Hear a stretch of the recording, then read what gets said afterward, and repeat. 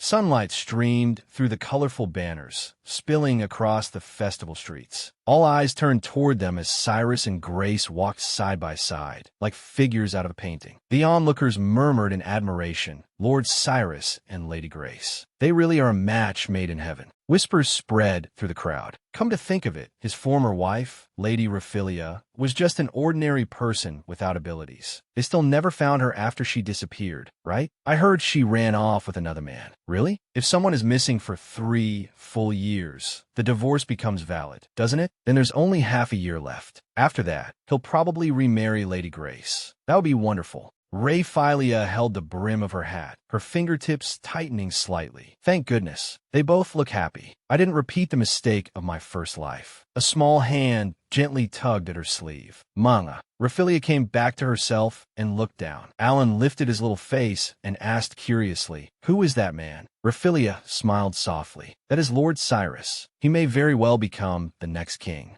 Alan's eyes lit up at once. A king? That's amazing. Raphilia gazed into the distance. Lord Cyrus is alive. I'm alive too. And in the end, he ended up with the person he was destined for. The figures of Cyrus and Grace gradually grew farther away, disappearing into the sea of flowers. I really felt relieved. At least, that's what I thought. Cyrus's cold gaze came stabbing toward her. "Do you have any idea how hard I've searched for you?" Raphilia's whole body stiffened. "What?" The two of them stood facing each other among the flowers, while Alan stood between them, at a complete loss. Panic seized Raphilia, and she quickly pulled Alan behind her. "You must have mistaken me for someone else. Why would he come looking for me?" My first life was utterly miserable. Cyrus knelt on one knee and kissed the back of Raphilia's hand. It was a grand wedding, but as an ordinary woman with no abilities, I endured years of loneliness and distance. Cyrus and Raphilia stood back to back, like total strangers. A hollow marriage, married to a husband whose heart belonged to someone else. Cyrus helped Grace into a luxurious carriage. Then Raphilia ran toward a door. A guard reached out to stop her. "My lady, you cannot enter." She shoved the guard aside and burst into the room. Cyrus lay there silently, while Grace clung to him in utter grief. Lord Cyrus, Lord Cyrus." Raphilia froze in place, her lips trembling. "My husband died suddenly." An official wearing glasses unfolded a report. Indeed, the results show that the deceased had belamist grass toxin in his body. Every eye turned toward Raphilia. Her whole body went cold.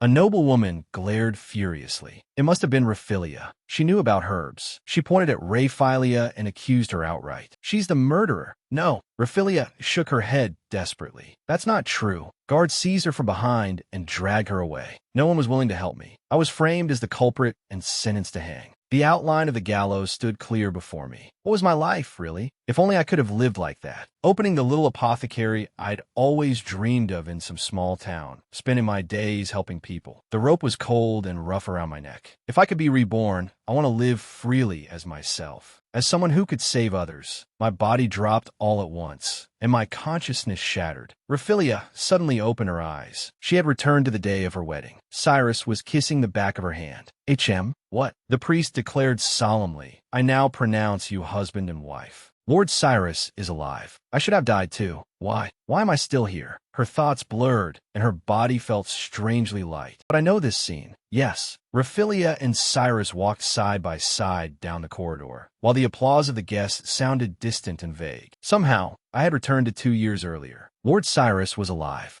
and I was alive too. Everything was exactly the same as before. There was no doubt about it. Cyrus sat on the other side of the room, his eyes cold. "This marriage only needs to exist in name." He continued icily, "I married you. Not only for the Liddell family's overseas connections. For influence. Nothing more." Raphilia stayed silent. Cyrus went on, "And I don't need children, either." I remember those words. When I heard them the first time, they pierced me to the core. "Tonight we will share a bed. Starting tomorrow, we sleep separately. To maintain appearances, I will come to this room once a week. We won't do anything." He already had the woman he truly loved, Lady Grace. It was unbelievable, but I really had returned to the past. Back to that obedient, stifling past. Back to that unbearably dull married life. Cyrus's voice cut through sharply. "Are you listening? Well, answer me." That's right. If I've gone back 2 years, then I need to use this chance well. Raphilia lifted her head, determination shining in her eyes. I'm going to stop Lord Cyrus from being assassinated, and then I'll divorce him. That way, no one will die. The two of them can be happy. Most importantly, I'll regain my freedom. Raphilia clasped her hands together, her eyes full of hope. I understand. Yes, this plan should have worked. It should have. According to the autopsy report, the cause of death was Bellamist grass. I've heard that name before. Back then, I was obsessed with herbs and buried myself in botanical encyclopedias all day. That was why the queen suspected me. I was born into a wealthy merchant family, surrounded by rare medicinal plants and expensive books. I loved going on walks to look for plants and study how to blend them. Found it. This is it. So it belongs to the same family. This is Lyramist grass, an herb in the same group. It has similar toxicity, but only 1/50th the potency of Bellamist grass. It isn't used as a poison, but as medicine, famous for relieving fatigue and helping with sleep. If that's the case, it can stimulate the immune system. It might help create antibodies against Bellamist grass. A maid entered the room. My lady, regarding tonight's dinner. The maid reported respectfully, Lord Cyrus is busy with official duties, so he won't be able to dine with you tonight. Raphilia replied calmly, I understand. Thank you. Could you send my meal here later instead? Of course. At first, they would still come tell me things like this. But later, they stopped even bothering to inform me. Other than at formal events, I always ate alone. Raphilia closed the book and stretched. Maybe I'll go out for a walk. The maid answered, then we'll clean the room while you're out. All right, thank you. Raphilia stepped out of her room. The greenery here is so lovely. I think I'll take a walk in the garden. The maids whispered among themselves in the corridor, their gazes prickling against her. 2 years ago, even this kind of thing used to hurt me. Now I've gotten used to it, even if I'm not an ability user. A person with no power had married into the royal family, while Cyrus was Mystoria's second prince, the royal family's elite, a top-tier, gifted one. In this country, there are 3 kinds of people: high-ranking ability users, and non-users. Those with abilities are born with power and are classified based on its strength and nature. The royal family and the nobility marry ability users generation after generation to preserve their bloodlines. Why was someone as useless as me allowed to marry into the family? At first, I wondered if maybe Lord Cyrus had fallen in love with me at first sight. I even dared to hope for love. But this marriage only needed to exist in form. Cyrus sat by the window with his arms crossed. We don't need children, either. Those words had shattered me. It was only this morning. The morning sun streamed through the window. Raphilia and Cyrus lay in bed, far apart from each other. Raphilia jolted awake and found herself staring at Cyrus's sleeping face. Cyrus opened his eyes. His voice was icy. If you're awake, leave. Raphilia immediately sat up. I understand. What he wanted was overseas connections. Nothing more. That's why he married an abilityless woman like me. That's why he never wanted children. Her parents' voices echoed in her mind. You're a powerless girl. Being able to marry such an exceptional man is your good fortune. Curiosity and honesty are fine, but don't talk back. Live quietly as a member of the royal family. Know your place and keep silent. Father, mother, I did exactly as you told me. And in the end, I never felt loved. I was framed and died alone. So please forgive me. This time, I swear I won't bring any harm to the Liddell family. Raphilia suddenly came back to herself. She saw the one who had pushed her toward death. That woman. If anyone knew about plants, it had to be her. Raphilia stepped forward. Good day, Prince Elliot. Your Majesty the Queen. The Queen half covered her face with a fan. And who might you be? She had clearly attended the wedding. In my previous life, those same words crushed me too. Raphilia lifted her skirt in a curtsy. Pardon my boldness. My name is Raphilia. I became Lord Cyrus's wife just yesterday. I am still inexperienced, so I hope for your guidance. The Queen gave a light laugh. Then allow me as an apology. She tapped a plant lightly with her finger, and it began to grow from thin air, glowing faintly. An ability. Raphilia's pupil shrank. The Queen's eyes were full of contempt, a faint sneer on her lips. She shoved the flower into Raphilia's hand. A plain flower like this suits you. Then she turned and walked away. farewell, flaunting her power so openly. Prince Elliot hadn't even responded to my greeting. He was completely under his mother's control. Raphilia watched the backs of mother and son as they walked away. She lifted a hand to shield her eyes from the sun. Oh, that went badly. The sun is so harsh today. I need a hat. I should go back and get it. Raphilia turned around and heard maids talking behind a door. Tell me, who do you want to become king? Lord Cyrus or Lord Elliot? Raphilia stopped and quietly listened from beside the door. I think everyone would pick Lord Cyrus. No offense, but Lord Elliot lacks charisma. It's hard to be drawn to him. Raphilia shut her eyes, her expression pained. Then Cyrus suddenly appeared. What are you whispering about? Raphilia turned pale in panic. Lord Cyrus. No, Her mind went blank. Right, I remember what happens next. But the maids' voices carried on from behind the door. Officially, the crown prince is Prince Elliot, right? That's right. But there are rumors the king plans to change the law and pass the throne to Lord Cyrus. That's why the queen has been so irritable lately. This is bad. Fear seized Raphilia's thoughts. If this continues, it'll happen just like the first time. Cyrus's voice turned ice cold. There is no place in this castle for people who chatter thoughtlessly. He opened the door and ordered the maids, get out. The maids covered their mouths in terror, no longer daring to gossip carelessly. I see. To the queen, Lord Cyrus wasn't even her own son. Raphilia suddenly spoke up. You too. Her voice turned sharp. Spreading rumors is deeply disrespectful to the royal family. You lack the dignity expected of castle staff. You never know who may be listening. Mind yourselves. I'll let this go this time, but next time you'll be dismissed. Pull yourselves together. Do you understand? Answer me. The maids trembled as they replied, Why yes, my lady. We're terribly sorry. They bowed in apology and hurried away. Raphilia let out a breath. Good. I'll warn them first, so they got to keep their jobs. But when she turned around, Cyrus was standing right behind her, arms crossed, staring at her expressionlessly. This is awkward. And no, right? My hut. Raphilia ate alone. Her knife and fork lightly touched the plate. The food was delicious, but eating alone always made it feel tasteless. Ever since that day, everyone in the castle had been walking on eggshells. I wish I had someone I could talk to freely. Just kidding. I'm planning to divorce and leave this place anyway. So it doesn't matter. That's right. I need to solidify my divorce plan. Raphilia's eyes moved toward the maid. Wait. She speared a piece of meat, then froze with the fork halfway up. Wasn't I kidnapped in my previous life? Yes, I remember now. It was about a year and a half after the wedding. Lord Cyrus's subordinates rescued me safely. But if I use that commotion as cover, maybe I could stage a disappearance. Under this country's laws, after being missing for 3 years, the divorce takes effect. If I can escape and hide for 3 years, the divorce will happen naturally. A maid brought her a cup of tea. Thank you. Raphilia took a sip. Oh, this is delicious, right? Belamis grass, the poisonous herb that caused Lord Cyrus's death. But if I brew tea from Lyra mist, which is only 1/50th as toxic, and have Lord Cyrus drink it regularly, he'll recover from fatigue while also building resistance to the toxin. It's the perfect solution. The only problem is that herb grows in. Cyrus looked up. The silent forest? Raphilia smiled and nodded. Yes, there's an herb there I'd like to use for tea. Cyrus refused without hesitation. No. Raphilia's smile stiffened. He explained, there are reports that monsters have appeared in that forest. Standing before the table, Raphilia spoke earnestly. But it's very effective for relieving fatigue. I think it would suit you well, Lord Cyrus. And I've heard you like tea. A red-haired man leaned towards Cyrus and whispered in his ear. He turned to Raphilia, a teasing smile on his face. Why not let her go? What do you think? La Lady Ra. Lord Owen.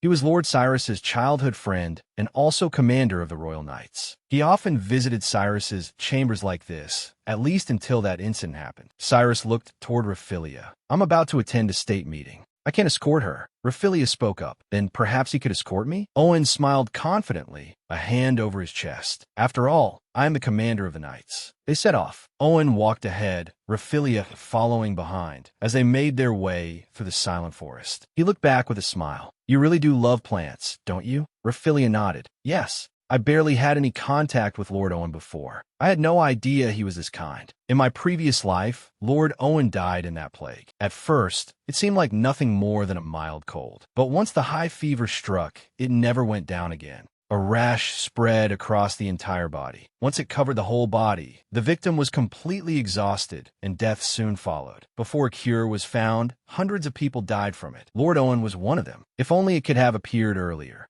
Lord Owen could have. Raphilia suddenly stopped walking. Owen noticed a change in her and turned around with concern. What's wrong, Rafi? Are you feeling unwell? This is it. A flash of light crossed Raphilia's eyes. I know the specific herb needed for the cure, and I know how to prepare it. If I remember correctly, there's still about 3 months until the plague breaks out. If I can prepare the medicine before then, I can save him. Raphilia clasped her hands together, hope rising in her eyes. Lord Owen. Owen looked at her in confusion.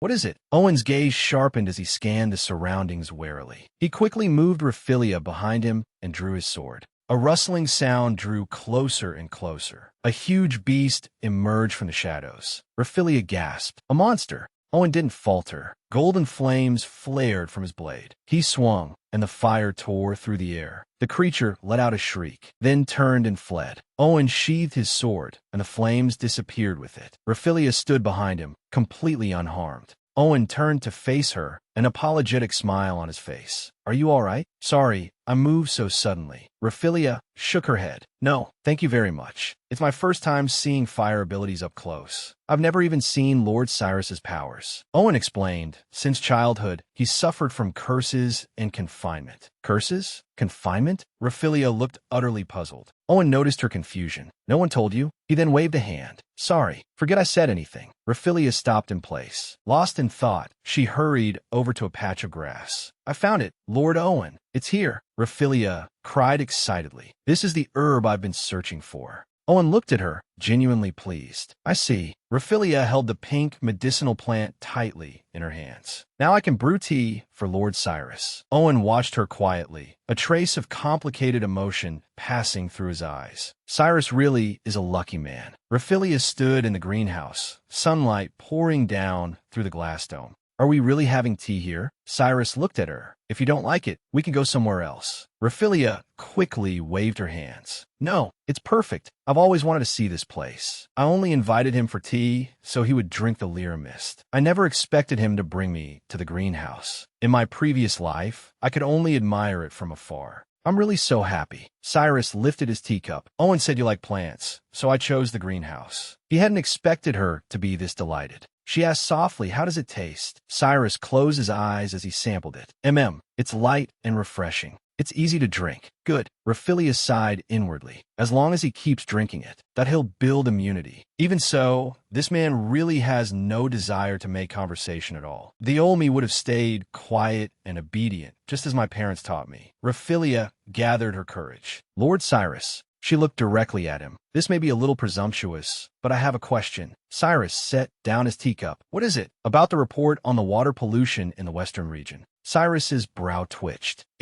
I heard that harmful wastewater from the mines is being discharged without treatment, contaminating the water supply. Drinking water is already scarce to begin with. If this is left unchecked, the plague that took Lord Owen's life began in the western region. Water contamination was the main reason it spread. I have to do whatever I can to stop it. So regarding the West and the aging water systems in other regions as well, I'd like to hear what your plans are for the future. When he didn't respond, Raphilia spoke softly again. Lord Cyrus? Cyrus came back to himself.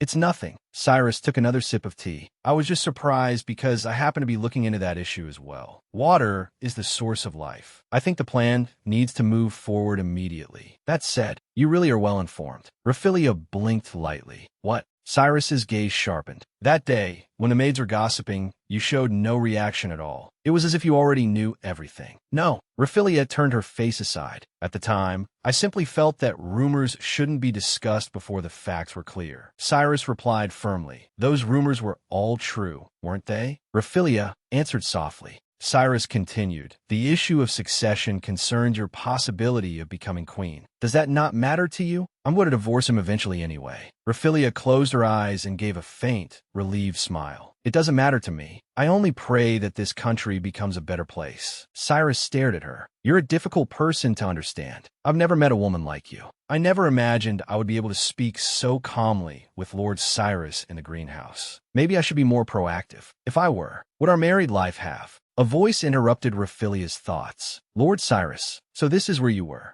No, Raphilia's fantasy shattered instantly. As long as this woman is here, nothing will change. Even the flowers in the greenhouse seem to lose their color. Lady Grace, Lady Raphilia, we were in the middle of a conversation. Please forgive me, said Grace. Cyrus asked coldly, what is it? Grace answered, it's regarding Lord Cyrus. There are some things I wish to discuss with you. Lady Grace could enter the greenhouse freely. Raphilia thought, well, that's hardly surprising. Grace went on, this isn't the right place to talk. Cyrus glanced at Raphilia, then said to Grace, all right. Cyrus rose to his feet. Lady Raphilia, forgive us for cutting this short. Raphilia smiled. It's fine. Please go ahead. Grace looked at Cyrus with a winner smile. A handsome man and a beautiful woman. Truly a perfect match. They walked away side by side, their backs as flawless as a painting. Raphilia lifted her teacup. No need to whisper. Everything is going according to my plan. The two of you will end up together. So don't worry. Let's all be happy. The carriage rattled along a forest road. Raphilia looked out the window. Is it really all right for me to come with you? Cyrus replied evenly, it's fine. You don't need to ask again. I never thought I'd get to accompany him on an inspection of the western region. It seems speaking up really does help. Cyrus noticed her gaze. What is it? Raphilia quickly shook her head. Nothing. She lowered her eyes. I just didn't expect him to act so quickly because of what I said. I'm just happy. Cyrus looked grave. The water contamination is more serious than I imagined. It doesn't just inconvenience daily life. It also affects health, livestock, and crops. We must solve this immediately. A local official came forward to greet them. Thank you so much. I submitted a request, but I never expected you to inspect the area personally. I am sincerely grateful. That's good. Raphilia stared at Cyrus's back. As long as the water source problem is fixed, then even if the plague breaks out, we'll still be able to provide clean treatment. All that's left is... The apothecary doorbell chimed. An elderly pharmacist came out with a smile. Welcome, Lady Raphilia. Raphilia gave a small nod. Thank you for listening to our concerns earlier. The pharmacist waved a hand. No, I should be thanking you. If you don't mind. Raphilia handed over the basket she was carrying. This herb isn't widely known yet, but it has strong antibacterial properties. It's already being used in other countries. It has no side effects, works well, and grows quickly. It shouldn't be hard to cultivate. Please make good use of it. The pharmacist stared at the basket in shock. What? Something this valuable? The pharmacist hesitated. Are you really sure? Raphilia answered firmly, yes. Even if an unknown plague breaks out in the future, this is worth trying. She held out a roll of parchment. I've also written the preparation method here. Please take it. Raphilia turned and waved goodbye to the pharmacist, who bowed deeply from the doorway. The part about the herb already being common in other countries was a lie. But as long as it can help more people, that's enough. It was fortunate father happened to import that rare herb. Raphilia stopped in front of the carriage. I know this will be the last time. After marriage, I should devote myself to my herbal research. Cyrus stood beside the carriage, quietly watching her. I've done everything I can. None of this would have been possible without Lord Cyrus. A stone struck Cyrus on the head. Raphilia's eyes widened in shock. What? A boy burst out of the crowd and charged towards Cyrus. The people around them shouted, What do you think you're doing to Lord Cyrus? The boy was forced to the ground, but he roared in fury. It's all because of the king. The king and his people live in luxury. So why are we citizens so poor? Because of the crushing taxes. Because of the king, my mother, worked herself to death. The boy's voice cracked with tears. And my sister too? Raphilia froze. Cyrus stepped toward the boy being held down. Wait, he's not going to use violence, is he? Cyrus raised a hand to stop the guards. He crouched down and looked the boy straight in the eyes. I'm sorry. Cyrus gently rested a hand on the boy's head. I will report this to the king and do my best to improve the system. The crowd watched Cyrus. There was no anger on his face, only sadness. The carriage wheels rolled forward once more. Cyrus stared out the window. Raphilia asked softly, Are you all right? You should have been angry, but all I saw was sorrow. Raphilia smiled and said, Even so, that boy was very brave. Ha! Silence filled the carriage, and Raphilia decided to keep quiet. Cyrus rested his chin on his hand and gazed out the window. My mother also died when I was around that age. Raphilia blinked. What? Cyrus continued, so I can understand how he feels. I see. I heard Lord Cyrus's birth mother died of illness. Then Raphilia's eyes suddenly fixed on something. There's still sand in your hair. Cyrus paused. Raphilia leaned forward and gently brushed the grains from his hair. Her fingertips touched his hair lightly and tenderly. Cyrus lifted his eyes and looked at her quietly. Raphaelia withdrew her hand. There it was Sandy. Cyrus stared at her, his gaze deep. Then suddenly, he grabbed Raphaelia's wrist. Raphaelia's body went stiff. Cyrus took her hand, their fingers brushing together. Raphaelia was at a loss. Cyrus spoke in a low voice. "Tonight is the day we agreed on." Raphaelia asked in confusion, "What?" Cyrus looked straight at her. "Come to my bedroom tonight." A blush spread over Raphaelia's cheeks, her eyes flickering uncertainly. Moonlight filled the bedroom. Raphaelia and Cyrus lay side by side, each under their own blanket. "So we're sleeping together again, just like last time? That's fine too. At least it's reassuring. But still, I forgot to bring my hot water bottle. It's so hard for someone like me, who gets cold easily." Cyrus's voice broke the silence. "Can't sleep?" Raphaelia replied. "No. It's cold today, isn't it?" Cyrus answered, "My body temperature runs high, so I didn't really notice." Raphaelia said softly, "I see. Lucky you. Oh, right. Just a moment.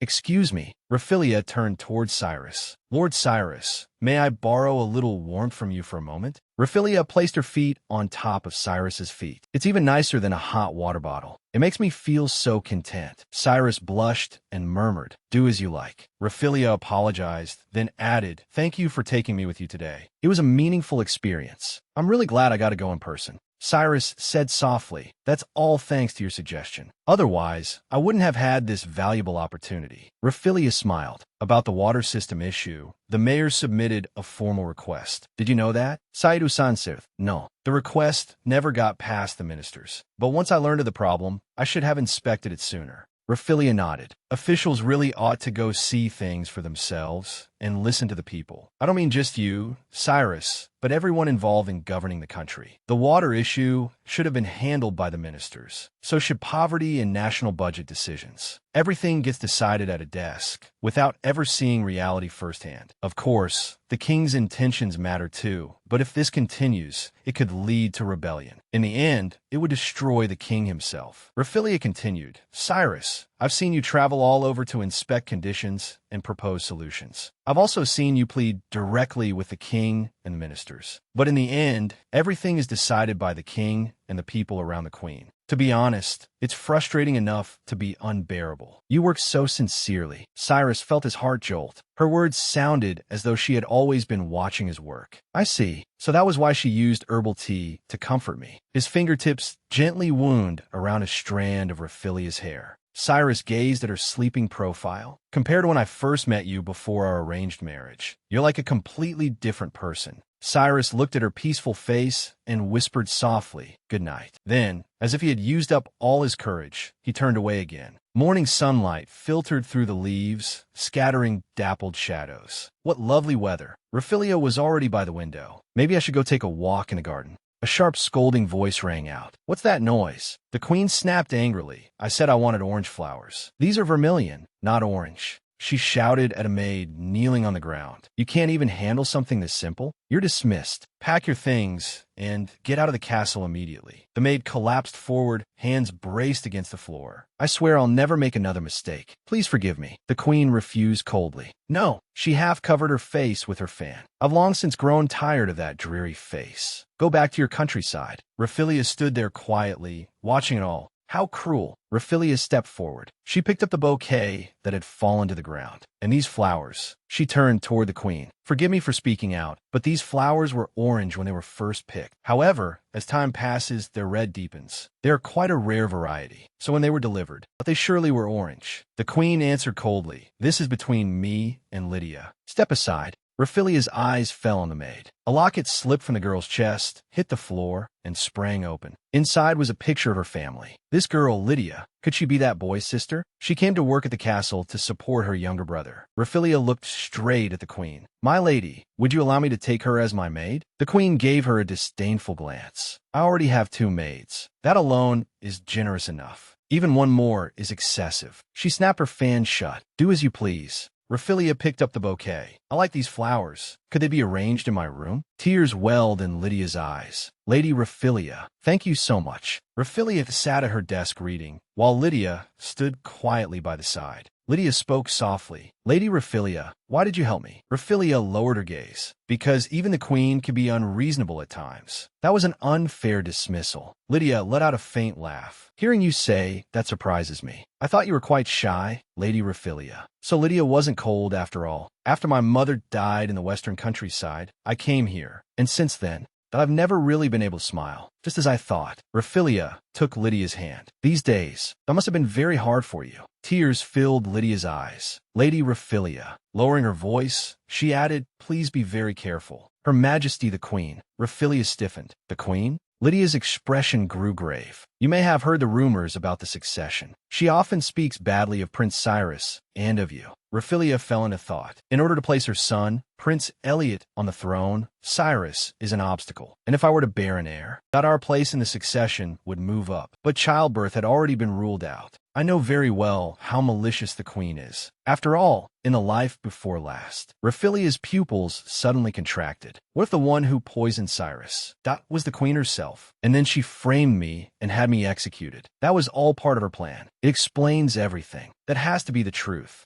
Raphilia pushed a tea cart. Lord Cyrus, I brought you some tea. She opened the door. Lord Cyrus. Cyrus was leaning over his desk on one arm, apparently asleep. Raphilia tiptoed in and set the teapot on the table. I wanted to drink the herbal tea regularly. Maybe I should leave a note. She looked at the feather pen on the desk. Can I borrow this pen for a moment? Raphilia picked it up and wrote on a piece of paper, You've worked hard. Please drink some tea. Take care of yourself. She placed the note beside the teacup. Documents were piled all over the desk. Waterworks plans for the Western region, fiscal reform proposals for poverty relief, recommendations for on-site inspections. Raphilia looked over the papers. He's drawing up plans for the country, just like we talked about, but he's overworking himself. Suddenly, Cyrus opened his eyes. His gaze turned sharp. What are you doing here? Raphilia jumped in surprise. I am terribly sorry.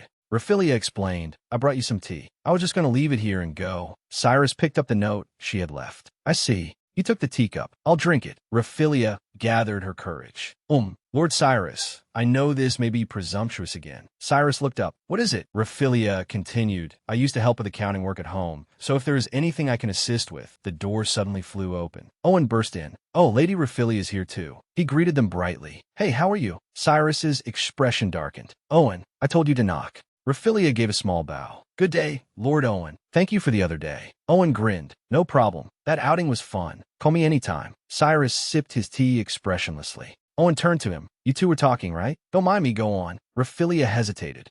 Then she faced Cyrus again. I want to help ease Lord Cyrus's burden somehow. Even simple paperwork would be fine. Cyrus rejected it coldly. No. Then he added, there's no need for that. Raphilia persisted. But you look so busy you barely have time to sleep. Cyrus cut her off. Your concern is unnecessary. I can handle it myself. At last, Raphilia blurted out what she really meant. I'm bored. I want something to do. Owen couldn't hold it in and burst out laughing. Owen chuckled. You're adorable, Rafi. You're worried about Cyrus, aren't you? He turned to Cyrus. Stop being stubborn and let her help. Aren't you always complaining that miscellaneous tasks are keeping you from the work that really matters? Cyrus fell silent for a moment. Fine. He looked at Raphilia. Then I'll entrust you with one thing. Understood. Raphilia lit up with delight. Yes. Cyrus took a wooden box from beneath the desk and set it on top. Then take this. Raphilia looked puzzled. HM? Owen recognized the documents inside the box. Isn't this from when our knight's order made the expedition to the Black Forest? Haven't you been saying lately that expedition funds are running short?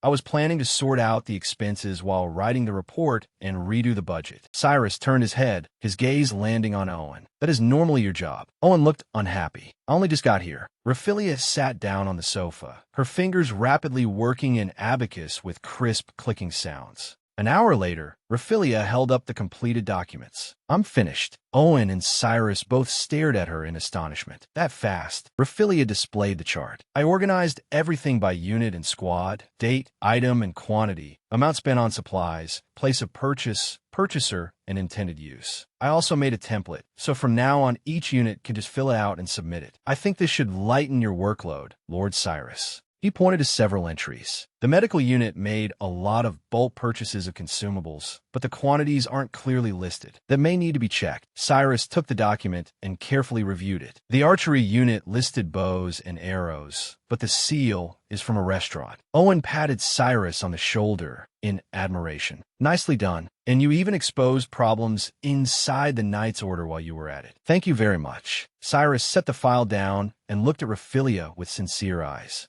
I wish you could keep helping me. Raphilia clasped her hands together, her eyes lighting up. Of course. Owen smiled and ruffled her hair. That's great. Cyrus suddenly cut in. Hey, Owen, you should get back to work. Owen looked stunned. I finally got a chance to talk to Rafi. Cyrus looked at him. I'll sort out the medicine and hand it over to you. The mission starts tomorrow. Please come help again. Raphilia held her teacup in both hands. Understood. Then she suddenly remembered something. Oh, right. Tonight is our turn to share a room, isn't it? Cyrus paused slightly. Ah, yes. Raphilia smiled. Then I'll come by tonight. See you later. She turned and left. The door closed softly behind her. Cyrus remained alone in the room. He lowered his head tiredly, supporting his forehead with both hands. The note with its carrying message slipped from his hand and fluttered onto the desk. He picked up the note, tracing the writing with his fingertips. His gaze softened. Night fell. Candlelight flickered. Raphilia and Cyrus lay side by side on the bed. Cyrus turned his head. Are your feet cold?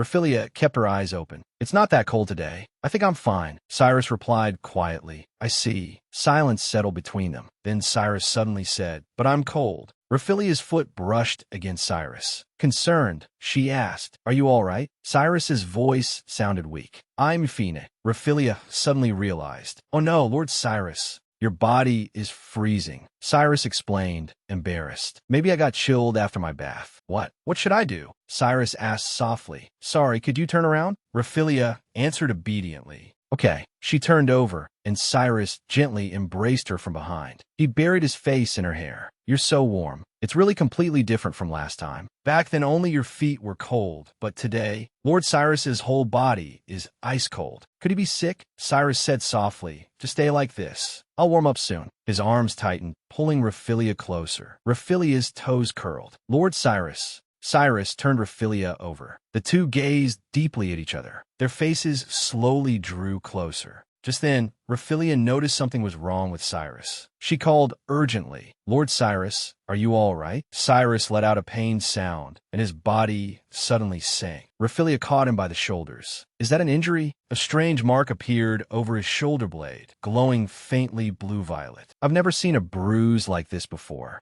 Cyrus panted in pain. Raphilia held him tightly. Lord Cyrus, are you all right? With his eyes shut tight and voice hoarse, he said, This happens often. Don't mind me. Go out. Raphilia's eyes turned firm. How could I possibly leave you like this? Holding his shoulders, Raphilia looked straight at his pained face. Lord Cyrus, you're always too hard on yourself. Please rely a little more on the people around you. She stood up. I'll call the royal physician right away. Cyrus suddenly reached out. Wait! A vase slipped from his hand and shattered with a crash. Water and lilies splashed all over the floor. Raphilia turned back in shock. Cyrus struggled to sit up. Don't call a doctor. I'm just exhausted. Raphilia hesitated, but the butler appeared at the door and asked with concern, Lord Cyrus, what happened? Raphilia looked at the newcomer, then back at Cyrus on the bed. Will he be all right? I've never seen Lord Cyrus like this. Wait, now that I think about it, in my previous life, he told me not to come anymore. We only ever shared a room twice. This is the first time I've seen him trembling in such pain.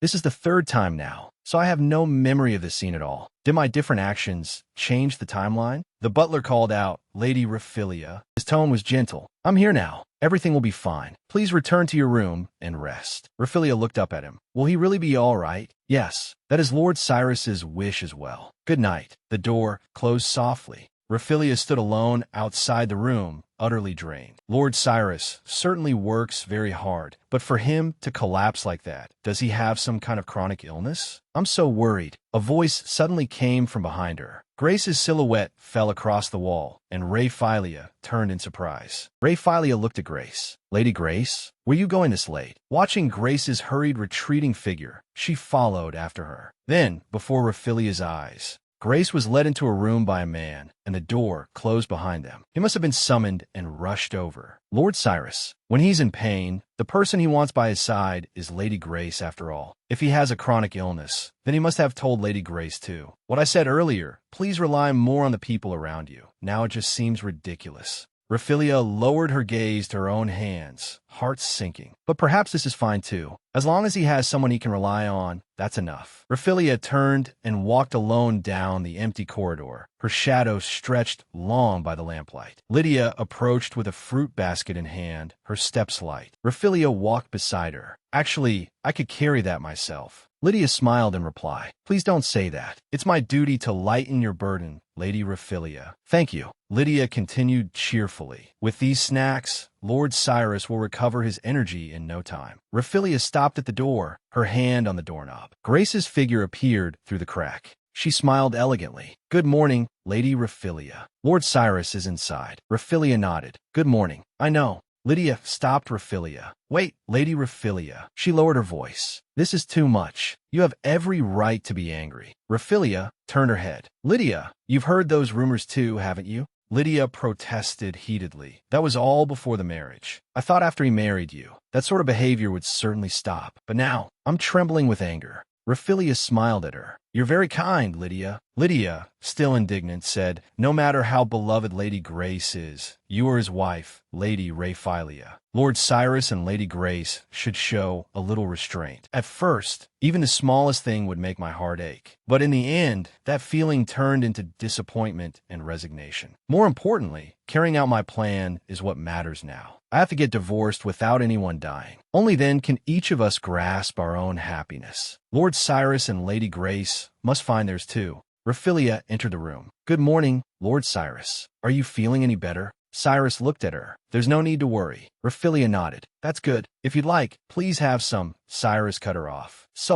You all can eat it yourselves. His voice was cold. I'll be leaving the castle for a few days. Raphaelia replied calmly. I see. Understood. Cyrus gripped the doorframe with difficulty. Raphaelia looked at him in alarm. Lord Cyrus. The fruit slipped from her hands and rolled all over the floor. Raphaelia hurried toward him, but Cyrus, his face full of pain, clutched his chest tightly. Don't touch me. Raphaelia froze in place, her eyes filled with confusion and worry. She stood by the window, sunlight spilling over her as she held a book in her hands. Through the window, Raphaelia looked outside. Beside the carriage, Cyrus and Grace stood side by side, looking intimate. Lydia was furious. Lord Cyrus wouldn't let you touch him, but he allows Lady Grace to? That's simply unforgivable. Raphaelia turned around, expression calm. It's fine. Lydia, I'm not upset or anything. Yet last night in bed, we had been so close. But the moment he felt unwell, his attitude completely changed. He was so obviously pushing me away.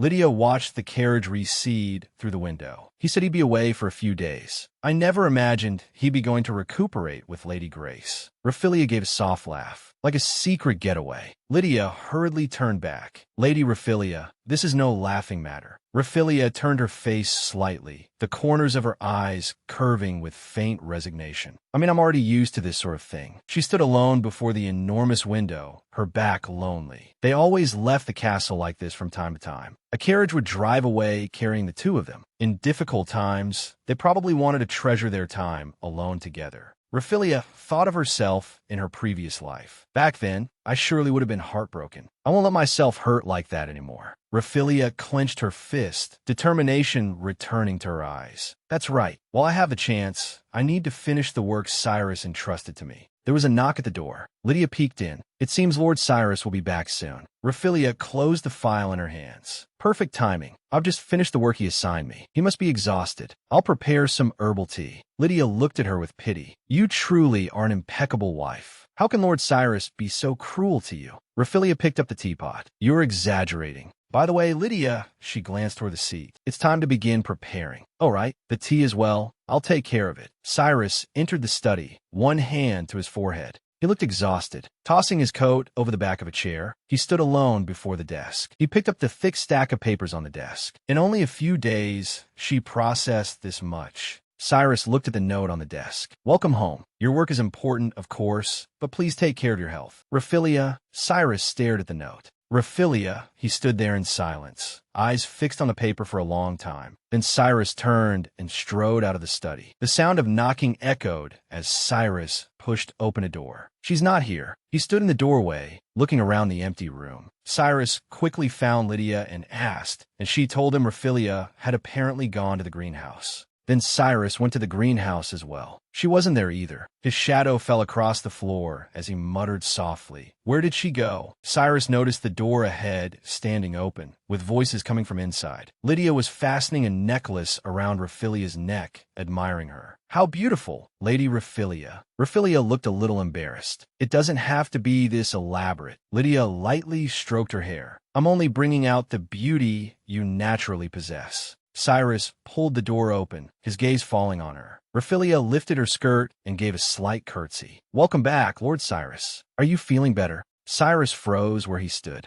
No. He stared at Raphilia's profile, cold sweat beading at his temples. Raphilia asked worriedly, "Are you still not feeling well?" Cyrus avoided her eyes. "No, I'm fine. There's no problem." Raphilia smiled in relief. "That's good." Cyrus looked at her with a complicated expression. Lydia stepped forward. "Lord Cyrus, pardon me for interrupting your admiration of Milady, but..." Cyrus immediately denied it. "It's not like that." Lydia stood between them. "Lady Raphilia is very busy right now. Could you come back later?" Cyrus frowned. "Busy? What happened?" Raphilia answered calmly, "Yes. I was invited by Her Majesty the Queen and the other noble ladies to attend a tea party." Cyrus blinked slightly. "I see. Understood." Raphilia lowered her eyes as memory surged back. "I remember that tea party now. It was an elegant gathering, one only noble women with special abilities were permitted to attend. The moment I spoke, I became the laughingstock of the room. I'll never forget the pain of not belonging there." Cyrus watched her back, his eyes flickering. Raphilia turned to look at him. "Lord Cyrus, is something the matter?" Cyrus hesitated. "Oh." Then he apologized softly. Lydia spoke up. "Lady Raphilia, let's go. Raphilia looks especially beautiful today." The thought slipped into Cyrus's mind before he could stop it. Cyrus lifted his head and looked straight at her. "Thank you for completing the work I gave you." He paused. "And for the tea you prepared." "I'm grateful for that too." Raphilia's cheeks flushed slightly. Lydia looked at her and couldn't help letting out a small laugh. Cyrus left the room. In the bright, sunny courtyard, noble women sat gathered beneath a pavilion, enjoying the afternoon tea party. The queen held a folding fan and greeted everyone with a smile. "Ladies, thank you all for coming today. I happened to receive some delicious sweets, so I invited you all specially to enjoy them." One red-haired noblewoman asked softly, "Thank you for your invitation. And the lady over there is Cyrus's?" The queen smiled and nodded. "Yes. Let me take this opportunity to introduce Raphilia, who married the second prince, Cyrus." Raphilia gave a slight wave, wearing a somewhat shy smile. "My name is Raphilia. I hope you'll remember me." One noblewoman sighed softly. "Oh my, how lovely. The pleasure is ours." Another leaned toward her companion and whispered. More importantly, a maid brought out a tray of sweets. "These desserts are extremely rare. They were specially ordered from the Duchy of Lucerne."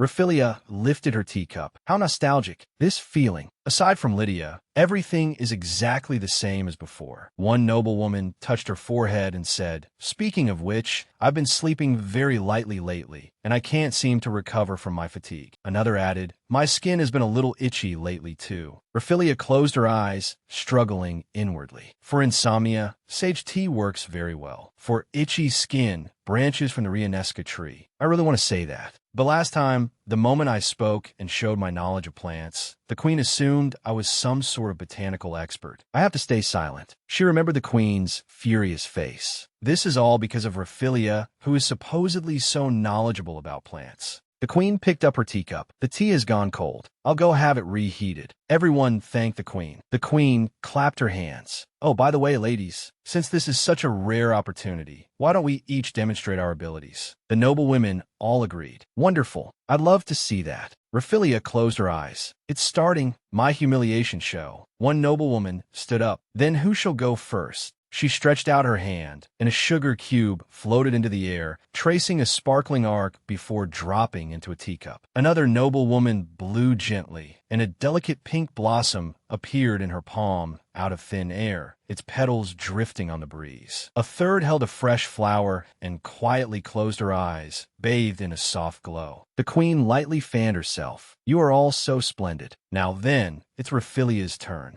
Her gaze turned to Raphilia, carrying a faintly appraising smile. "Your turn. How will you entertain us?" Raphilia sat at the table, the focus of everyone's attention. Lowering her eyes, she said, "As I apologized for before, I have no ability I can demonstrate." "What? That's impossible. Isn't she an ability user? How can someone without abilities marry into the royal family?" The queen tapped the table lightly with her fan. "That's right. Raphilia has no abilities at all." The queen adopted a pleading tone. "I beg of you all, please keep this a secret from me." A crowd of noble women who love gossip could never keep such a secret. The queen's aim was to spread rumors that I'm a useless, non-gifted woman, and use that to lower both my standing and Cyrus's. But this time will be different. Raphilia slowly rose, her back resolute as she walked to the center of the courtyard. She accepted a case from a maid and opened it. Inside lay a violin. Taking up the bow, she elegantly lifted the instrument. The strings glimmered softly in the sunlight. One noblewoman looked puzzled. "What instrument is that? I've never seen it before."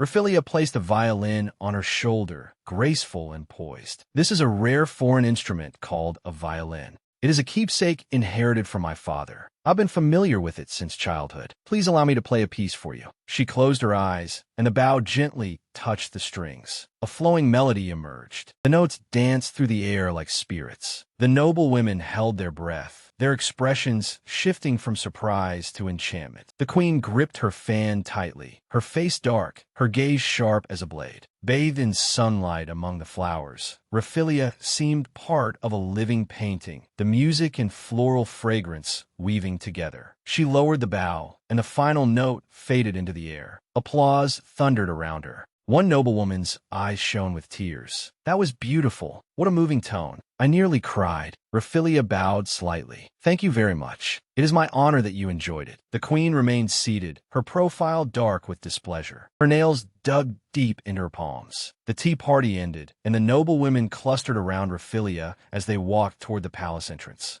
At the doorway, one noble woman handed her an exquisite box. "A small token from today. Please enjoy it with Lord Cyrus on a special occasion." Raphilia accepted it. "Thank you very much." The queen watched Raphilia's retreating back, a flash of malice in her eyes. Smiling, she said, "Let me see everyone off to the veranda." The hand hidden behind her fan quietly moved. One finger stirred a thorny vine into action. Like a snake, the vine silently coiled around Raphilia's ankle and gave a sharp yank. Raphilia's body lurched unexpectedly, and she stumbled forward. Lydia cried out, "Lady Raphilia, are you all right?" She rushed forward, trying to support the fallen Raphilia. Raphilia barely managed to steady herself. "I'm Fina." But before the words had even settled, she let out a muffled groan. Clutching the violin case, Raphilia said, "I only twisted my ankle." "Commander Owen!" someone in the crowd cried. Owen hurried over, concern all over his face. "What happened?" Lydia quickly explained, "I'm sorry. Lady Raphilia injured her foot." "What?" Owen's expression changed immediately. Without hesitation, he rushed over and swept Raphilia into his arms. His movements were decisive yet gentle. "We're going to the infirmary right away." Raphilia cried out, "Commander Owen, I'm fine." Owen turned with her in his arms. "It's all right. Hold on tight." He strode quickly toward the entrance. At that moment, a figure appeared at the far end of the corridor. It was Lord Cyrus. Cyrus stood there silently. Raphilia could hardly believe he had seen her in such a miserable state. Cyrus's voice was icy. "What happened? What's going on?" Owen answered, "Lady Raphilia injured her foot." Cyrus's gaze was sharp as a saw, fixed on Owen holding Raphilia. "Why, are you the one carrying her?" Owen looked stunned. Still holding Raphilia, Owen tried to explain to Cyrus. There was no helping it. When Rafi was hurt, she was surrounded by ladies, so Cyrus remained expressionless. "I'll take her." Owen and Raphilia both froze. "What?" Without another word, Cyrus took Raphilia from Owen's arms. His movements were forceful yet careful. Suddenly slung over his shoulder, Raphilia cried out, "Wait." As she protested, Cyrus gave an order without looking back. "Send the court physician to my room." Carrying Raphilia over his shoulder, he strode down the corridor, leaving the others staring after them in shock. Raphilia struggled against him. Lord Cyrus, I can walk on my own. I really can walk. Cyrus's voice came from below. This isn't the same as Owen carrying you. I'm your husband. I'm the one you should rely on. Raphilia fell silent for a moment. That may be true, but Cyrus entered the room and gently set her on the bed. Then he turned and demanded, Is Owen really that good? Raphilia waved her hands at once. I never said that. Cyrus stepped closer. You lack awareness of your status as my wife. Raphilia lowered her eyes. It was an unavoidable situation.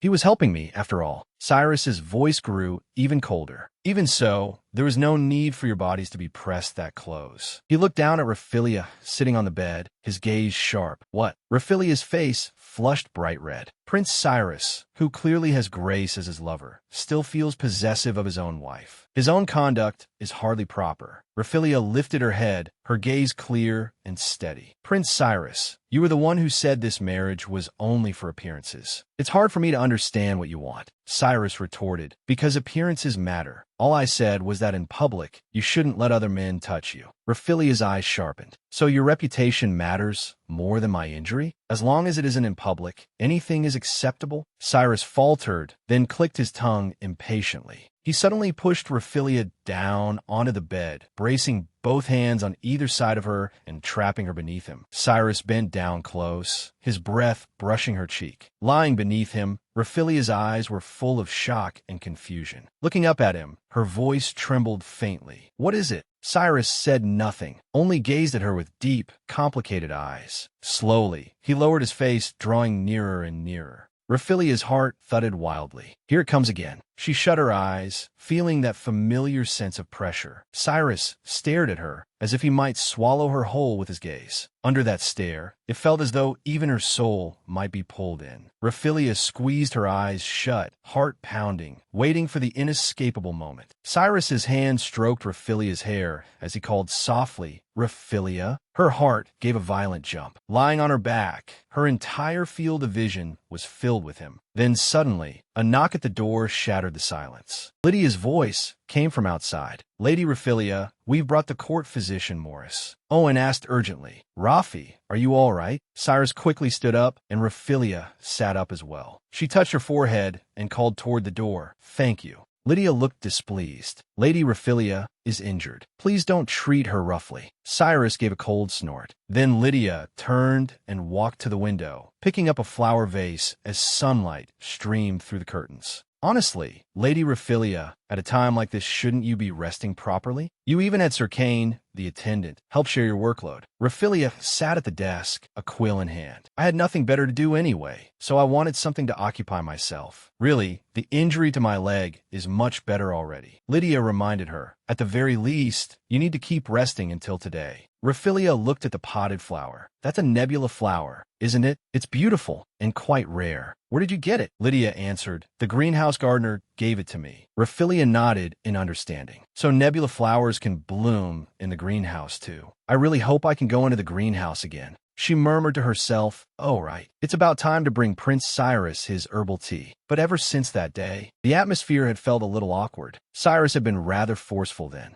There was a knock at the door. A brown-haired man with glasses entered. Lady Raphilia, pardon the intrusion. Raphilia looked up. Kane, perfect timing. She handed him the file in her hand. This is finished. Could you help me deliver it to Prince Cyrus? Kane's gaze rested on her, carrying a trace of scrutiny that was hard to detect. He stepped forward and accepted the documents from Raphilia. Forgive me, Lady Raphilia. Prince Cyrus ordered me to come and report on the situation. How is your leg? Raphilia gave him a reassuring smile. My leg is fine now. Starting tomorrow, I'll be able to do rehabilitation exercises and walk around more. Kane gave a slight nod. That is wonderful. In that case, he adjusted his glasses, the lenses flashing faintly. I've been entrusted by Prince Cyrus with a message. Raphilia smiled, curious. Is that so? He relayed the prince's words. Come to my bedchamber tonight. Those were his exact words. After saying that, Kane turned to leave. Excuse me. Raphilia remained frozen where she stood. Holding a tray, Raphilia stood before Cyrus's bedchamber. Moonlight streamed through the window, illuminating her hesitant figure. She pushed the door open and entered.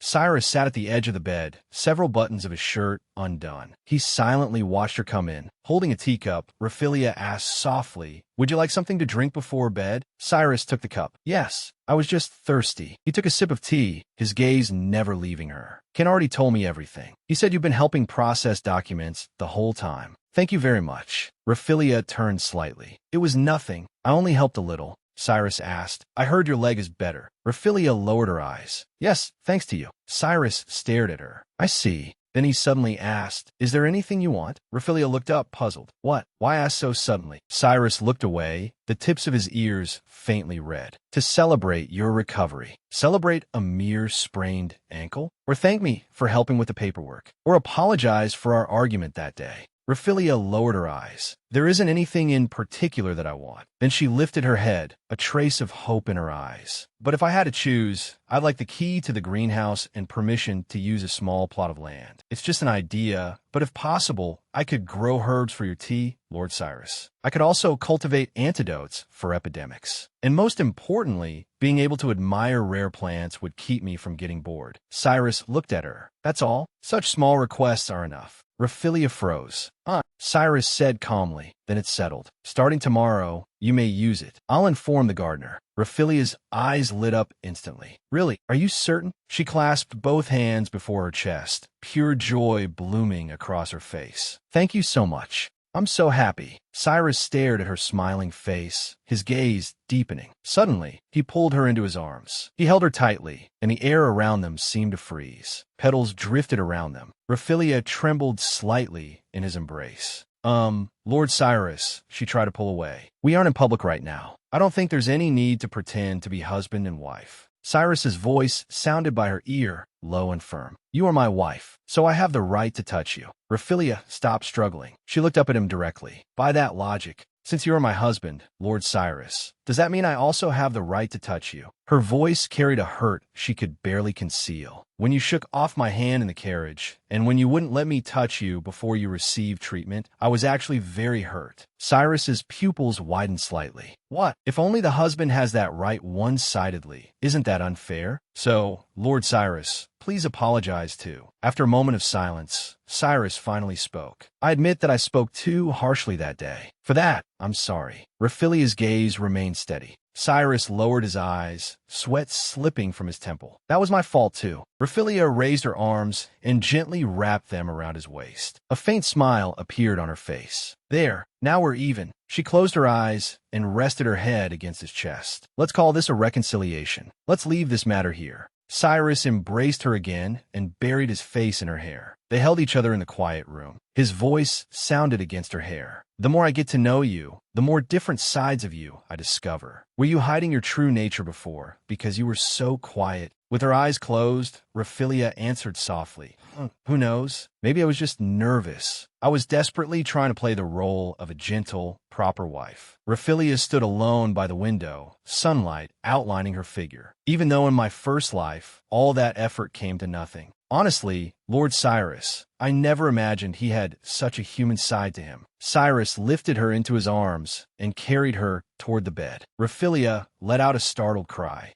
Her body lost balance and fell backward. She landed on the soft bed as petals rained down. Cyrus leaned over her, covering her beneath him. His long hair spread across the sheets. "What am I supposed to do?" Raphaelia's cheeks burned red. She closed her eyes, unable to push him away. Cyrus's hand caressed the nape of her neck. His fingertips were warm, so hot. His breath brushed her face, and the air was filled with intimacy. Nothing like this ever happened in my previous life. Never this close. And he never looked at me like this. Not even once. Yet Cyrus undid his sleeve, revealing the black mark on his shoulder, a pattern she had never seen before.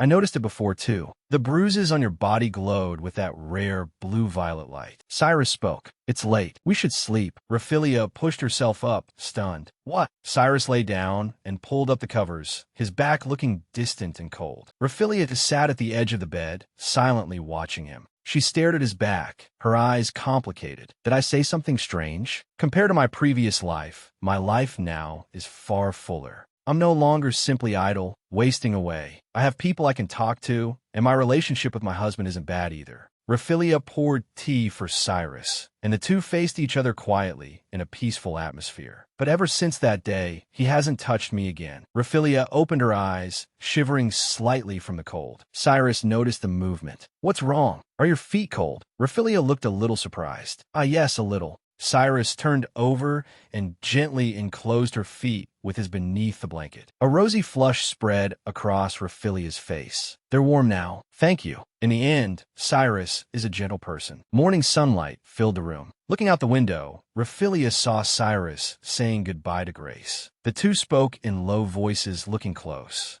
Raphaelia watched silently, without the slightest ripple on her face. The carriage drove away from the estate, kicking up dust. Lydia came to Raphaelia and said softly, I heard he won't be back for a few days. Another secret trip? Raphaelia's gaze followed the departing carriage as she answered lightly, probably. Lydia looked puzzled. The two of you seem to be getting along so well. Why is it like this? I really don't understand what Lord Cyrus is thinking. Raphaelia's eyes drifted into the distance. Maybe there are some things I simply can't fill. Marriage and true feelings are two different things, after all. But as things are now, I'm already very happy. So don't worry. Raphaelia took Lydia's hand, a sincere smile on her face. Thank you. You're very kind. Compared to my previous life, I've already received more from my life now than I deserve. Cyrus and Grace's figures receded through the garden. We're destined to divorce eventually. He is himself, and I am myself. We should each pursue our own happiness. A voice suddenly rang out. Rafi. Owen appeared in the doorway in his splendid military uniform. Do you know where Seer?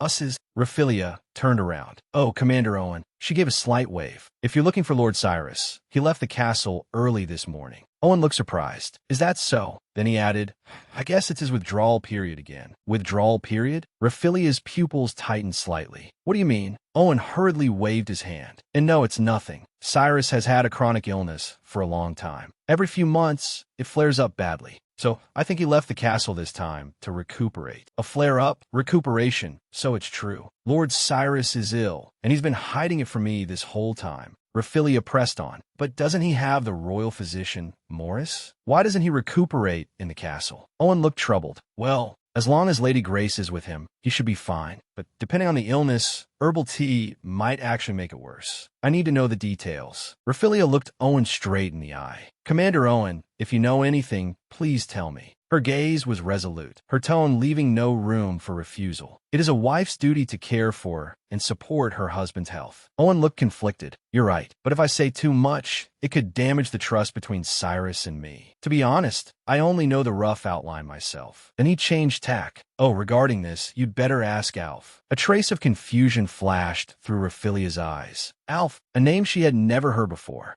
Owen explained, he's like Cyrus's old steward. He used to take care of him all the time. Rather than hear a half-baked explanation from me, he should be able to tell you more clearly. Owen took a small notebook from his breast pocket. If I remember correctly, opening it, he picked up a quill and quickly wrote a few words on the page. Owen handed her a slip of paper. Here, this is Alf's address. He continued, it's up in the mountains, but there are no monsters nearby, so it should be safe. Though, I haven't seen him in a very long time. I don't know if he's still there, but it's worth a try. Raphaelia accepted the note. I understand. Thank you very much, Lord Owen. The maid Lydia stepped forward. Lady Raphaelia, let me accompany you. Raphaelia gently shook her head. No, it's all right. I'll have a carriage prepared and go alone. She turned, determination in her eyes. Lord Cyrus would likely not want outsiders to know of his condition. I'll ask in person. The carriage rolled along the forest path, its wheels rumbling onward. Raphaelia gazed out the window. It should be around here somewhere. Sunlight filtered through gaps in the leaves, spilling over the lush mountain woods. A small cottage sat quietly in a clearing.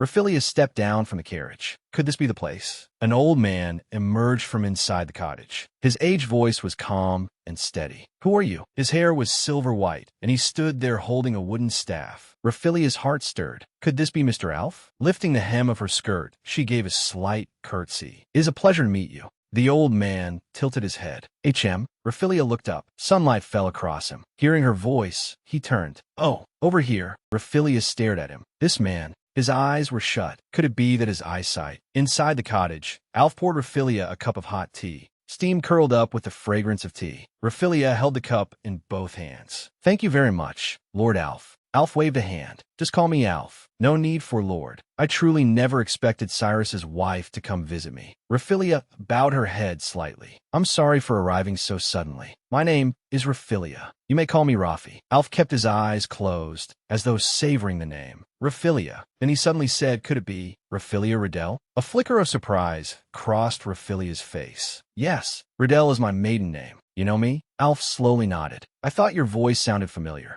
He folded his hands together. Please forgive me, but may I touch your face? He explained plainly. As you can see, I cannot see. I want to confirm it with my hands. After hesitating a moment, Raphilia softly replied, all right. Alf reached out his aged hands and gently touched her cheeks, his fingertips tracing her features. With his eyes closed, his voice trembled slightly. It really is you, Leah. I never imagined Cyrus's bride would turn out to be Leah. Raphilia repeated the name in confusion. Leah. The nickname felt familiar. It sounded like something she had heard before. But when Alf's voice pulled her back to reality. It was about 13 years ago, he continued. Do you remember the tower deep within a misty forest? 13 years ago, a tower in the misty forest. Fragments of memory began to fall into place. Yes, a long time ago, I went into the forest to gather herbs. I got lost in the woods. It was in the misty forest. I saw a solitary tower there, and I shouted up toward the top, hello. The heavy wooden door slowly opened. A child alone in the depths of the forest. It must have been my imagination. Little Raphilia stood at the doorway. Hello, my name is Raphilia Riddell. Alf looked at her in surprise. So there really was someone. He crouched down and held her face in both hands. Little Raphilia looked up and asked, Mister, I heard a boy's voice from the top of the tower. Could it be you were the man in the tower back then? Alf smiled gently. Ah, so it really is Leah. No mistake about it. Memories came rushing back. Back then, Alf told me there was a boy in the tower 3 years older than me. That boy had spotted me from the top of the tower. Worried that I was lost, he asked Alf to come down and check on me. That day, I was given a map to the town and made it home safely. The next day, following the map, I returned to the tower. I wanted to thank the boy inside, so I brought a letter and a small bouquet I had made myself. I gave them to Alf, then gathered herbs around tower. A little basket slowly descended from the top, lowered by a rope. Inside were beautiful stones and a reply letter. I remember how happy I was, how excited. The letter said his name was Cyrus. After that, I began visiting the tower regularly. The tower stood tall, but I couldn't go inside, so we couldn't meet face to face or speak directly. Yet through Alf, we exchanged letters, and we grew closer and closer. From his letters, I learned that for certain reasons he could not leave the tower. His mother had died several years before, and he was terribly bored every day. He told me so many things, but following Alf's instructions, we never revealed our true identities to one another. Even so, those days were truly happy, until my parents discovered I had been venturing deep into the forest and restricted me from going out. Looking down on her teacup, Raphilia said, I remember now. You told me back then that for the nickname in the letters, I should use the latter half of Raphilia. Leah. Alf took a sip of tea. That's right. Raphilia held her cup, her gaze distant. Then, that means Cyrus. Alf folded his hands together. I never imagined Cyrus's bride would be Leah. How could this be? In my previous life, I knew nothing of it, and now I've learned such a shocking truth. Raphilia asked Alf, does Lord Cyrus know about this? Alf answered, he probably hasn't realized it. After all, he doesn't know what you look like, nor your name or voice. Raphilia lowered her eyes to the fireplace. You're right. If he knew, he'd surely be shocked. But if we're going to divorce anyway, is there any point in telling him? More importantly, Alf, I came today because I wanted to ask you something. Alf turned toward her. I know. Raphilia met his gaze directly. It's about Cyrus's curse, isn't it? Raphilia's pupils contracted. A curse? Not an illness? Alf's expression grew grave. Raphilia, I will tell you everything. You have the right to know, and I hope you will understand. Raphilia nodded. Yes. Alf began to tell her of an ancient prophecy. One born with a blue-violet crest possesses immense power, but is burdened with a curse. This is the prophecy passed down through the Mystoria royal family since ancient times, and it is their highest secret. The blue-violet crest. Alf continued, Cyrus was born with that crest. Those who bear it wield tremendous power and can bring peace and prosperity to the kingdom. But at the same time, they face the danger of losing control of their magic. Until the curse is lifted, they may even bring destruction upon the country. Raphilia's face grew solemn. Such overwhelming power. Alf's voice became heavy. That is precisely why Cyrus's father, the king, feared the curse and imprisoned Cyrus in that tower. Imprisoned. Then the Cyrus I exchanged letters with, Lord Cyrus. What must he have felt back then? Raphaelia looked up. But when he came of age at 18, wasn't the curse lifted? That's why he's able to live normally in the castle now, isn't it? Alf closed his eyes. It should have been. Raphaelia crouched among the flowers in the greenhouse. Just as I thought. There it is, calming herb. The last time I came here, I caught its scent. The sleep fruit can soothe the mind. Raphaelia's fingers brushed over the blue petals. It may not cure him, but at least it should ease his suffering a little. She rose to her feet. Please take me to the misty forest. Carrying a flower basket, Raphaelia boarded an elegant carriage. The carriage left the palace and headed for the distant forest. Reflected in the carriage window was Raphaelia's profile. She stared outside, her expression both troubled and resolute. Could it be that the curse was never lifted? Alf answered firmly, yes. According to the records, 400 years ago, a member of the Mystoria family was born with a blue-violet crest. He could not control his power and was imprisoned in the Tower of Tenfold Wards. When he turned 18, the curse vanished, and, as the prophecy foretold, he led the kingdom into prosperity. Following that precedent,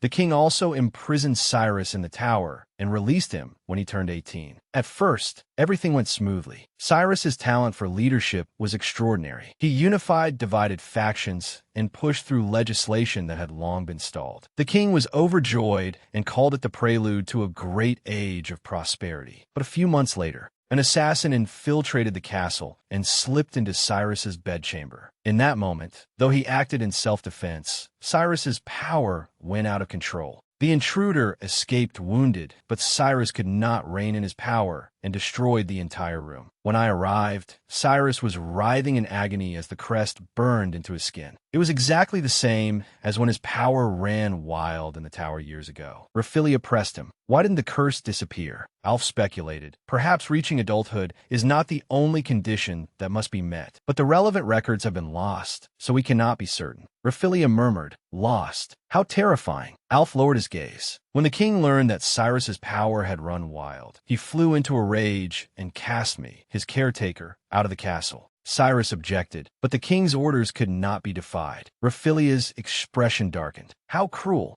Alf continued, everything after that I learned through Cyrus's letters. The king forcibly used a spell of mental domination on him so that he would continue handling affairs of state. But the forced control caused a backlash, leading to sudden violent outbursts. To prevent that power from causing destruction, he confined himself in the Tower of Tenfold Wards. So even now, Prince Cyrus continues to suffer under the curse while enduring the king's tyranny. The carriage came to a stop. The coachman called out, Lady Raphaelia, we've arrived. This is the misty forest. Holding her flower basket, Raphaelia stepped down and gazed into the mist-covered woods. The driver stood beside her. Are you really sure about this? Raphaelia looked back at him, her eyes resolute. Thank you. I'll be fine. The existence of the tower must remain secret, so we can only go on foot from here. I remember this path. When I was a child, I walked it almost every day. Raphaelia looked up at the tower. Sunlight streamed through the branches onto her as she stepped forward, crossed the grass, and approached the tightly shut doors of the tower. Wait.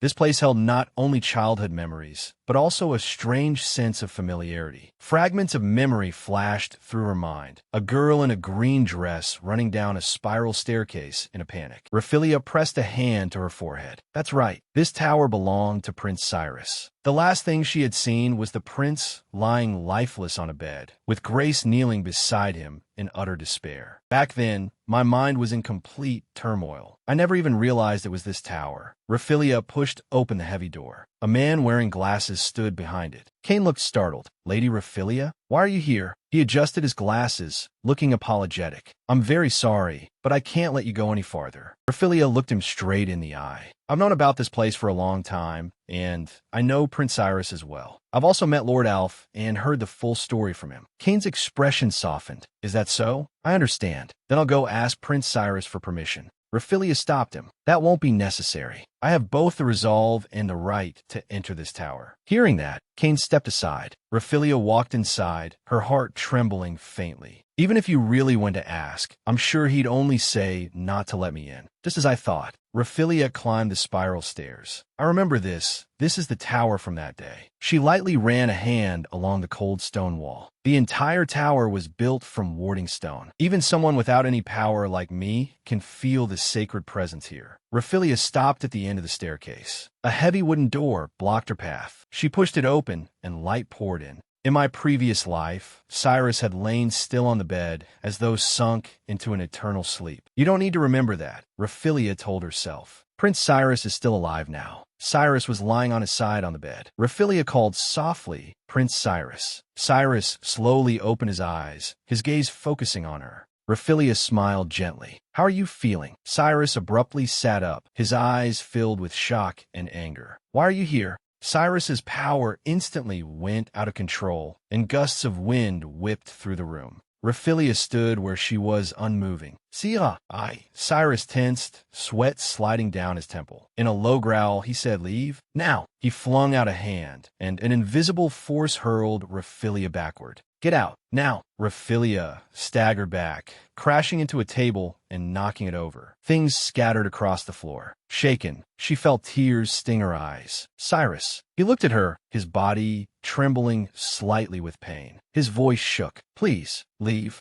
I don't know why you came here, but Cyrus did not look at her. He only stared downward at the pile of books beside the bed. Leave this tower at once. Raphaelia lowered her eyes. Emet Alf. Cyrus stared in disbelief. What? Alf? You mean Alfred? Raphaelia answered firmly. Yes, I heard about your condition, and I learned about this place too. Cyrus straightened up, frowning. What are you talking about? Even if you were my wife, why would Alf tell such things to someone he'd only just met? Raphaelia lifted her head, her gaze unwavering. This isn't the first time we've met. Cyrus looked utterly confused. I'm sorry, I don't understand what you're saying. Raphaelia gave him a reassuring smile. I'll explain, but first, please let me tidy these flowers. Then she told him everything from the beginning. That's what happened. Holding the teapot, she looked calmly out the window. When I found out that Cyrus was you, I was truly shocked. Lord Cyrus. Lying on the bed, Cyrus covered his face with one hand. Wait. Smiling, Raphaelia continued, I still treasure every single stone you sent me, and every letter you wrote me back then. Cyrus ran his fingers through his hair. Stop talking. Raphaelia was Leah, the girl who loved plants, so proactive and kind. Memories surged back like a flood. The little girl in a blue and white dress, carrying an armful of fresh flowers. Back then, the only thing I could give her were fragments of the tower wall, stones shattered by my raging power, then polished smooth by my own hands. Aside from seeing Owen once a year, I hardly ever had contact with people my own age. In those maddeningly lonely and monotonous days, that little girl's presence was the only light I had. That brief span of time still remains vivid in my memory. Raphaelia smiled. Have you been unable to sleep because of the pain? This herbal tea has a strong calming effect and helps with sleep. Al said you could drink this. Please try it. Steam rose in soft swirls from the cup, and the amber tea trembled faintly. Cyrus lifted the cup. Aren't you afraid of me? Raphaelia blinked. HM. Cyrus lowered his eyes. The way I am now, I could lose control at any moment. Knowing that, why can you still stay here? A glimmer passed through Raphaelia's eyes. She only smiled quietly. It would be a lie to say, I'm not afraid, but I know you would never hurt me. Even just now when you lost control. And even before that, I wasn't harmed at all. Cyrus turned his face away. That was just luck. Next time, you might get hurt. Raphaelia's smile remained gentle but firm. Then that would be my own fault. You don't need to blame yourself. Cyrus fell silent for a moment and could only mutter, do as you like. Raphaelia urged him on. All right, once you've finished drinking, please lie down. By the way, do you remember? There was a time I brought my sister to the tower. Cyrus closed his eyes. I remember. Sitting by the bed, Raphaelia recalled the old days. That day I received lots of flower crowns.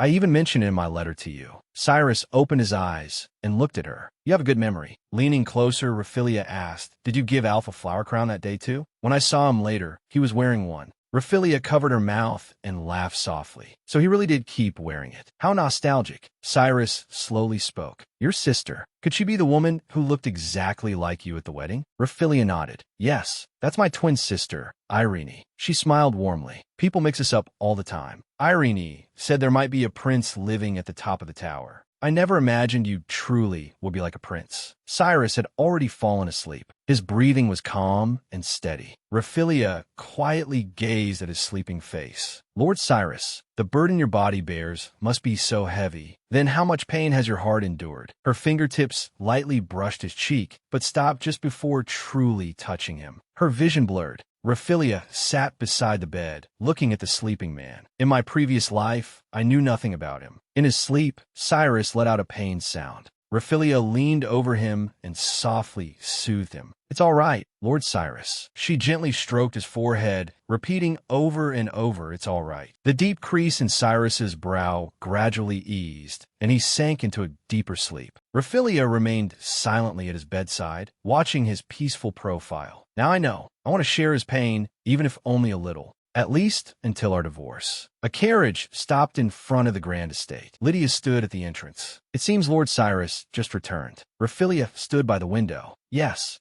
I saw him from the window. He's recovering, and that's wonderful. I wonder if the calming herbs and the herbal tea helped. Lydia stepped up to her, looking troubled. Lady Raphaelia, I'm sorry, but I have a request. Raphaelia asked, what is it? Lowering her head, Lydia said, may I return to my younger brother's village in the western region for 2 days? Raphaelia looked surprised. You may, of course, but has something happened? Lydia lifted her head. Her face was full of worry. Yes, I received word that, for some reason, the people in the village have all fallen ill. I'm very worried about the village and my brother. I want to go check on them. What? Raphaelia's eyes widened. Could it be that plague? Cyrus looked at the documents in his hand. Why are we going to inspect the same place again? Raphaelia explained, the irrigation project in the western region seems to be progressing smoothly. There shouldn't be any problems, but I want to go and personally confirm the follow-up situation. Please, I have to see with my own eyes whether they're truly using clean water and whether the apothecaries are using those herbs correctly. Owen suddenly appeared, arms spread wide. Cyrus, welcome back. He then turned to Raphaelia. Ah, Rafi, you're here too. Raphaelia gave a slight bow. Sir Owen, Cyrus flatly refused. Absolutely not. The road to the western region passes through dangerous areas. Sir Owen laughed and suggested, going out again? Then let me escort you one more time. Raphaelia's eyes lit up. Really? She clasped her hands together and looked at Owen expectantly. Thank you very much. Cyrus's hand slammed down on the documents. Wait. He looked between Raphaelia and Owen, and the atmosphere froze. Cyrus closed his eyes and took a deep breath. Fine. I'll accompany you myself. Sunlight streamed through the leaves. In the distance, the town lay bathed in the morning glow. Owen stretched. This is my first time here. What a nice place. Sir Owen said to Cyrus with a grin, since I've come all this way, you don't need to tag along. Let me join in the excitement once in a while. The villagers approached wearing masks. Lord Cyrus, welcome. Thank you for coming. A village representative stepped forward. It's all thanks to you. The issue with the water supply has been resolved, and now we can use clean water. We've learned the latest irrigation techniques, and we're even able to take on projects in neighboring areas. Employment has increased as well. We owe all of this to Lord Cyrus. Thank you so very much. Cyrus accepted the report. That's wonderful. It seems a healthy cycle has already taken shape. Suddenly, one of the villagers began coughing violently. Raphaelia hurried over. Are you all right? The villager waved a hand. A lingering cold has been spreading lately. I think I caught it from my family. Just as I feared. Raphaelia's expression darkened. That plague had begun with symptoms much like a cold. Judging from the timing and the symptoms, it had to be the same thing. The villager continued. They say the medicine from the town apothecary works very well. People who've been sick for a long time got better after taking it. Apparently, in other countries, it's considered a cure-all. Raphaelia grew thoughtful. The apothecary. Another villager added, I want to buy some to bring home too. There's a line outside the shop. Raphaelia let out a breath of relief. Thank goodness. The apothecaries and the herbs were put to proper use. It was a gamble, but they really did use the water quality treatment effectively. If this spreads, the losses should be kept to a minimum. Hearing footsteps, Raphaelia turned around. HM, a brown-haired boy was waving as he ran straight toward them. Cease. Surprise flashed across Lydia's eyes. Finn threw himself into Lydia's arms and hugged her tightly. So it really is you. That child was Lydia's younger brother. Lydia looked at Finn with concern. Are you all right? I was so worried about you. You didn't get sick, did you? Finn replied gently, I'm fine. Some of my friends got sick, but they got better after taking the medicine. More importantly, sis, listen, they're going to build a school in this village. A school? A villager confirmed with a smile. Yes, using government subsidies. The villagers looked at Cyrus gratefully. This is all thanks to Lord Cyrus. Sir Owen started clapping. Just as I thought. Finn called out, Lord Cyrus. Then he said sincerely, thank you very much. Finn bowed deeply, apologizing for what he had done before. Lydia looked on in confusion. Cyrus gently placed a hand on Finn's head. This is all thanks to your courage. Finn looked up, his eyes shining. Cyrus added gently, and thank you as well. Under the moonlight, the castle glowed brightly, the night quiet and beautiful. Back in her room, Raphilia let out a long breath and leaned back in her chair, a satisfied smile on her face. It took the whole day, but what a wonderful day it was. Lydia must be with her brother now. Since she won't see him for a week, I suppose she won't be lonely. Still, that means one problem has been solved. On a day like this, I almost want to celebrate. Raphilia's gaze swept across the shelf and finally settled on a bottle of wine. She stood and walked toward it. For a special day, open it together with Lord Cyrus. That was what they had said. But perhaps I can open it myself. After all, Lord Cyrus and I never really get the chance to dine together. A knock suddenly sounded at the door. Startled, Raphilia said, come in. The door opened. Cyrus stood there. Raphilia looked surprised. Lord Cyrus? Is something the matter? Cyrus lowered his gaze, his fingers touching his lips. Nothing. He fell silent, simply looking at her. Raphilia tilted her head in confusion. Cyrus slowly lowered his hand to rest on her shoulder. Looking straight at Raphilia, he spoke softly. Would you have dinner with me tonight? Raphilia's eyes widened slightly, a flash of surprise crossing her face. She froze. The bottle of wine she had planned to enjoy alone stood quietly on the table. Raphilia raised her glass. You worked hard today. Cyrus gave a small nod. He lifted his glass in return. Cheers. Raphilia took a sip of the red wine, and delight flashed in her eyes. This is from the tea party. It's quite good. Cyrus picked up the bottle and refilled her glass. I think so too. Raphilia closed her eyes, enjoying the rich aroma of the wine, a smile spreading across her face. Cyrus speared a bite of food, his gentle gaze falling on her through the table setting. The sight of the two of them seated across from each other was warm and harmonious. Raphilia set down her knife and fork and looked at him sincerely. Thank you for indulging my selfishness today. I am truly grateful. Thanks to you, I was able to see how hard you work for the people, Prince Cyrus. It was a wonderful day. Cyrus set down his utensils. Don't say that. I'm the one who owes you. Raphilia looked puzzled. You've helped me many times. How could that be? Cyrus explained, because you brought up the water issue, it was resolved so quickly, and that opened the door to solving other problems as well. Raphilia smiled faintly. You were the one who made it all happen, Prince Cyrus.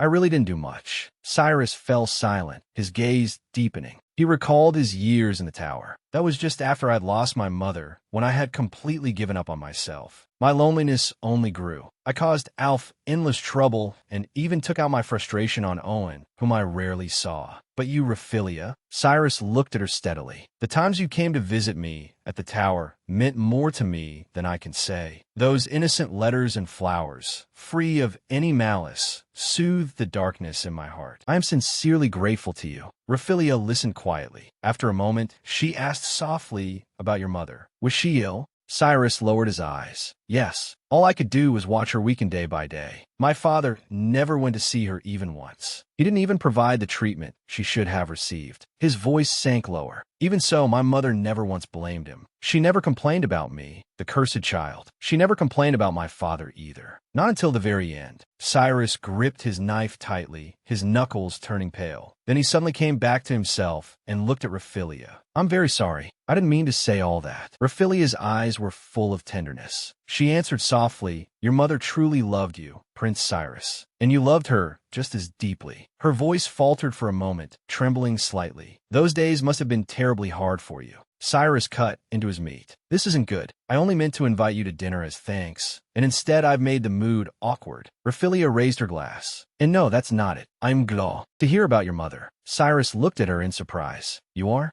Raphilia's eyes filled with tears, which slipped down her cheeks. More importantly, Cyrus noticed something was wrong. What is it? Raphilia shut her eyes, her tears flowing harder. Please, don't say it. Don't say you're cursed. Please don't. Cyrus froze. His breath caught. I haven't even finished one glass yet. So this is what happens with the rest. Raphilia suddenly stood up, bracing both hands on the table. Prince Cyrus is a remarkable man. You always think of the people, even sacrificing sleep and place the kingdom first. There is no one more suited to become king than you. Cyrus was overwhelmed by her force. Hey, Raphilia leaned toward him, her gaze utterly unwavering. I promise your curse will be lifted. You will be happy, Prince Cyrus. I swear it. Cyrus tried to stop her. Rafi, enough, but Raphilia suddenly exclaimed, Prince Cyrus. A radiant smile bloomed across her face. That's the first time you call me Rafi. Cyrus was at a loss. Owen always calls you that, so it just slipped out. Raphilia let out a soft laugh. That really makes me. Her body swayed, and her words slurred. That's so hap. Raphilia toppled forward. She collapsed onto the table, completely unconscious. Cyrus stared at Raphilia lying there. He fell into a long silence, then raised a hand to his forehead and muttered in disbelief, You've got to be kidding me. Cyrus rose to his feet, his shadow stretching across the ornate floor. Bending down, he carefully scooped the sleeping Raphilia into his arms. His movements were gentle and steady as he carried her across the room toward the bedroom. He laid Raphilia down carefully on the bed and pulled the blanket over her, then turned to leave. But as Cyrus turned away, he stopped. Looking back at Raphilia on the bed, he walked over and sat down beside her. His fingertips lightly brushed her cheek, tracing the tears that had not yet dried. Prince Cyrus, your curse. I will be the one to break it. In her sleep, Raphilia let out an unconscious little murmur. It feels nice. Cyrus sat there quietly, letting her lean against him without saying a word. He raised a hand and gently stroked her hair with astonishing tenderness. Sitting on the edge of the bed, Cyrus looked down at the sleeping Raphilia, covering half his face with one hand in embarrassment. Other than in front of me, you shouldn't drink in front of anyone. Sunlight poured through the curtains, filling the whole room. Raphilia held her forehead as the misery of a hangover swept over her. I hope this tea helps a little. She sat quietly on the sofa with a teacup in her hands. Prince Cyrus must have been terribly alarmed. Raphilia turned toward the approaching Cyrus and lowered her head slightly. I fell asleep in the middle of things last night. I'm truly very sorry. Cyrus stopped in front of her. How much do you remember? Raphilia kept her head down. I remember the story about your mother. Did I say anything rude? Cyrus looked at her expressionlessly. Oh, Raphilia noticed something and lifted her head, leaning toward his face. You have dark circles under your eyes. Didn't you sleep well? Cyrus turned his face aside. And whose fault do you think that is? His tone was stern. From now on, if you drink, you may do so only in your own room or in front of me. Raphilia lowered her head and replied quietly, Yes. I understand. Left alone, she touched her lips with her fingertips. Just what rude thing did I say? But that wine really was delicious. Raphilia sank into thought. A knock sounded at the door, and she turned to answer it. Raphilia opened the door to find a noble woman in splendid attire standing there. You are. Raphilia snapped to attention and quickly bowed. Your Majesty the Queen. Why are you here? The Queen held a black fan over half her face. I've come to say a few words to you, because lately you seem to have been overstepping yourself. Raphilia looked bewildered. Why, Your Majesty? What do you mean? The Queen's eyes were cold, accompanying Cyrus on inspections, helping him with his work. And not only that, I hear you've even meddled in national policy. Raphilia hurried to defend herself. And no, I wouldn't call it meddling. She faltered. Does even that count? The Queen gave a cold laugh, her eyes narrowing above the folded fan as she leaned closer to Raphilia. I can sense your eagerness to claim credit. How vulgar. Raphilia's eyes wavered. That isn't true. It's not like that. The Queen straightened and snapped silence. Her gaze was full of contempt. The fact that you keep talking back is proof enough that you know nothing of proper decorum. Raphilia lowered her eyes. I'm deeply sorry. The Queen turned her face aside. Cyrus is just as disgraceful. The two of you truly are a perfect pair. If you pull any more tricks, I will have you accused without hesitation. Remember my words. Grace stepped forward and gave a small bow. Please accept my deepest apologies for the intrusion. Your Majesty, Lord Cyrus is devoting himself to improving poor regions and developing infrastructure. He is easing the people's anxieties and their distrust of the kingdom, bringing positive change to the nation. Surely you would not wish to be driven from the castle by rebellion. The Queen's eyes shifted slightly. Grace, Grace turned toward Raphilia, and Lady Raphilia, as well, has been acting out of a desire for the kingdom's peace and prosperity, has she not? Raphilia hurriedly nodded. Igriegagis. That's right. I certainly can't say this is my second life. But what Grace said isn't wrong either. The queen sighed softly. Grace, you really are kind. She closed her fan. If a high-ranking ability user like you says so, then I suppose I have no choice but to relent. Grace lowered her eyes. Your Majesty, whether one has abilities or not is secondary. What matters is a person's resolve, isn't it, Lady Raphilia? Raphilia forced a smile. She couldn't exactly say, but for someone like me, who has no abilities, that isn't secondary at all. Even so, Lady Grace truly is admirable. Even in front of the queen, she remained firm. The queen also seems to think highly of her. She truly understands affairs of state and Lord Cyrus's intentions. A maid hurried over. Pardon me, but a guest has arrived. The queen turned away. Then I shall stop here for today. She departed with her attendants. Raphilia looked at Grace and said softly, Thank you very much, Lady Grace. Grace smiled faintly. Think nothing of it. Raphilia looked at her in confusion. Perhaps Lady Grace, you came here for some reason as well? Grace replied, yes. Might I have a little of your time? Raphilia came in carrying a tea tray. I'm sorry to have kept you waiting. My maid has gone back to her hometown to visit family. Grace accepted the teacup. No, please don't trouble yourself on my account. Thank you. She took a sip. Raphilia looked at Grace sitting opposite her, her thoughts churning. Could this be the classic formal confrontation with the mistress? If Lydia were here, she would surely make a scene. Seen up close, she was truly beautiful and elegant. Beautiful, intelligent, and saintly. Someone who enjoyed the absolute trust of both the people and the royal family. Though Raphilia didn't know the details, she had heard Grace's family had served the royals for generations, and Grace herself was involved in state affairs. No wonder Lord Cyrus had been drawn to her. Grace set down her teacup. Lady Raphilia. Raphilia came back to herself. Yes. Grace's gaze sharpened. You know about Prince Cyrus's condition, don't you? I saw you leaving the tower. Raphilia stiffened. Yes.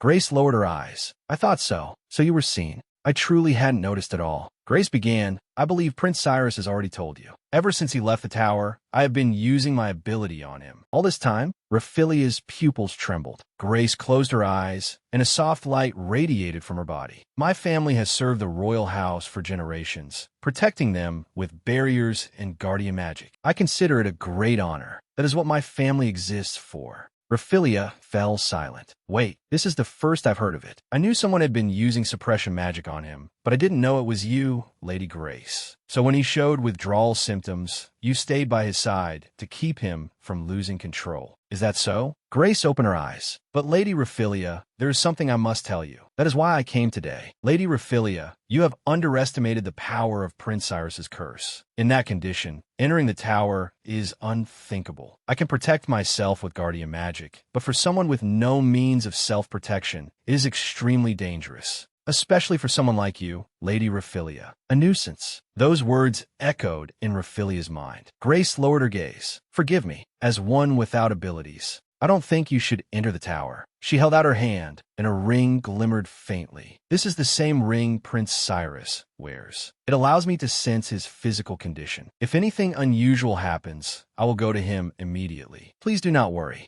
Raphilia clenched her skirt tightly in both hands. I understand. Of course I know I have no power. Lady Grace is the one truly suited to stand by Prince Cyrus's side. That is precisely why I'm struggling so much. Grace rose to her feet. I love and revere Prince Cyrus with all my heart. If I were granted the honor of continuing to serve him, it would be my greatest happiness. Raphilia listened in silence, saying nothing. Unfinished tea remained on the table as Raphilia cleaned the room alone. Grace's words echoed in her head. I sincerely love Prince Cyrus. I hope he will allow me to remain by his side. Wasn't that just her roundabout way of forcing me to acknowledge their relationship? Otherwise, she would have had no reason to say such things. There is no one in this world better suited to Prince Cyrus than Lady Grace. Her popularity, beauty, character, and most importantly, she was a high-ranking ability user who could control Cyrus with magic. And I could do nothing. Raphilia lowered her head, shadows covering her face. The right thing to do is probably to go through with the divorce and let Prince Cyrus rule the country together with Lady Grace. Raphilia turned around. A familiar figure appeared in the doorway. I'm back, Lady Raphilia. Raphilia's eyes widened in delight. Lydia entered with a smile. Thank you for allowing me time off. Raphilia set down the fire tongs in her hand. It hasn't even been a week yet. Why are you back so soon? Lydia replied, yes. My little brother and the people in the village all seem fine. Then she straightened her back. And if I'm not here, Lady Raphilia will have to do everything herself. Raphilia looked a little helpless. You can hire another maid, you know. Lydia, even if you are my maid, sometimes I want to do things myself too. Lydia pleaded, then from now on, please don't take my work away from me, all right? Raphilia let out a small laugh. Then Lydia abruptly changed the subject. Oh, right. We passed through a neighboring town on the way here, and it seems colds are spreading there too. A lot of people heard the rumors about our town and came to buy medicine. Raphilia thought for a moment. I see. It's very contagious, so they couldn't contain it within Lydia's town alone. During our patrols, we already distributed herbs to some villages, so it probably won't spread explosively. But some people doubted the medicine's effectiveness and refused to take it. A few days ago, one man's condition worsened. He developed a high fever and a rash, and in the end, he died. Goodness, Raphilia murmured softly. Lydia picked up a bouquet and went to find flowers in the conservatory to place in a vase. Sunlight poured through the glass dome, filling the greenhouse with life. After receiving the key from Cyrus, I planted some herbs here, hoping they might become a miracle cure. But getting every patient to take them will probably be difficult. All I can do is pray the epidemic doesn't spread any further. Lord Owen appeared outside the glass door and waved to her. Raphilia noticed him. She could hardly leave him standing outside, so she opened the door. Lord Owen greeted her with a smile. Rafi, long time no see. That last inspection trip was almost like a vacation. It was fun. Raphilia corrected him. Lord Owen, it was not nearly as easy as a vacation. Owen hurriedly defended himself. No, that's not what I meant. I mean, when we were riding in the carriage there, we had such a good time talking about the food at the castle, didn't we? Though on the way back, you fell asleep. Raphilia gave an awkward smile. Yes, haha. I really am sorry about that. By the way, when we got off the carriage, Prince Cyrus reminded me not to let other people see my sleeping face so casually, especially not men. Lord Owen suddenly broke into a violent coughing fit. Raphilia quickly stepped forward to support him. Lord Owen, are you all right? He waved a hand. Sorry, I've had a bit of a cold since yesterday. He looked around. Come to think of it, it's pretty warm in here. It's especially warm by the entrance. Raphilia reached out to feel his forehead. No, this is bad, Raphilia thought. Could this be? Raphilia hurried toward Owen. Cyrus was standing outside the door. His gaze sharpened. Raphilia said anxiously, this is bad. Lord Owen, you have a fever. Lord Owen looked blank. What? No way, he muttered. Suddenly his body went limp and he fell forward. Lord Owen, Raphilia cried out and caught him. Owen collapsed in her arms, and a large red rash appeared across his chest. These really were the symptoms of the epidemic. Cyrus called out sharply, hey, what are you doing? When Raphilia saw him, it was like seeing a lifeline. Prince Cyrus, your timing is perfect. Please help me. Cyrus looked bewildered. Raphilia and Cyrus stood beside the sickbed. Owen lay on the bed as a physician examined him. The physician removed his stethoscope, his expression grim. I believe his cold has worsened, and his fever is not coming down. I'm quite worried. I've also found some rashes, the physician added. This may be some new type of pollen sickness. The physician turned to Cyrus and Raphilia. To avoid infection, the two of you should leave. Cyrus shielded Raphilia behind him, but she firmly shook her head. I'm Euphina. She looked earnestly at the physician. Please let me stay here and watch over Lord Owen. The physician froze. It must be that plague. He must have been infected during the last inspection. If this continues, Lord Owen will die just like that man did. Raphilia gripped the pouch of herbs tightly. The symptoms are progressing too quickly. He has to take the medicine as soon as possible. She looked at the fresh herbs in the pouch. There was no time to dry them or blend them. The only option was to boil them in water and make him drink it directly. Owen let out a pained sound from the bed. Raphilia bent close to him and soothed him softly. Lord Owen, please hold on. I'll prepare it right away. He struggled to open his eyes, his lips moving faintly. Rafi, Cyrus suddenly spoke. Hey, his voice was cold. It sounds like tonight will be rough, but it's not as though he's going to die this instant, is he? He demanded of Raphilia, knowing there was a risk of infection. Why did you get so close to Lord Owen? Raphilia raised her head. I understand how he feels. Time is short. This isn't the time for this. Cyrus took a step closer, his tone growing harsher. I'm asking you seriously. Raphilia refused to back down. The situation right now is more important. She turned and strode quickly toward the door, leaving Cyrus standing there alone. Cyrus watched Raphilia's retreating back as the door shut in front of him. His jaw tightened. Cyrus suddenly turned and slammed his fist against the cold brick wall. He lowered his head, his fist clenched so tightly that his knuckles turned white.